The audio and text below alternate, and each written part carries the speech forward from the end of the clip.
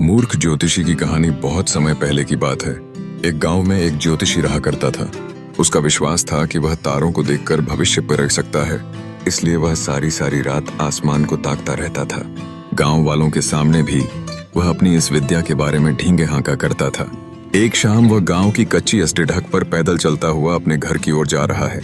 उसकी नजरें आसमान पर चमकते तारों पर जमी हुई थीं। वह तारों को देखकर आने वाले समय में क्या छुपा है, ये पढ़ने की कोशिश कर रहा था। तभी अचानक उसका पैर कीच टिड से भरे एक गड्ढे पर पुडिड था और वह गड्ढे में जा गिरा। वह कीचड़ी अच में लथपथ हो गया और किसी तरह गड्ढे से बाहर निकलने के लिए हाथ पैर मारने लगा, लेकिन एद्दी छोटी का जोर लगाने के बाद भी वह गड्ढे से बाहर नहीं निकल पाया। सारी कोशिश बेकार जाती देख वह सहायता के लिए चिल्लाने लगा। उसकी चिल्लाने की आवाज सुन कुछ लोग दौड़ते चले आए। उन्होंने उसे गड्ढे में गिरे देखा तो समझ गए कि आदतवश वह आसमान में तारों को देखकर भविष्य को समझने लगा हुआ होगा और एसटीडी ढक का गड्ढा उसने नहीं देखा होगा।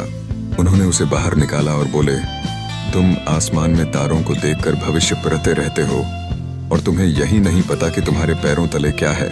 भविष्य की तलाश में मत भटको, जो सामने है उस पर ध्यान दो।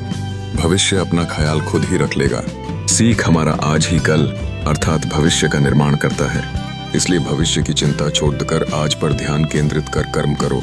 आज मन लगाकर कर्म करोगे तो ये कर्म स्वतः भविष्य का निर्माण कर लेंगे।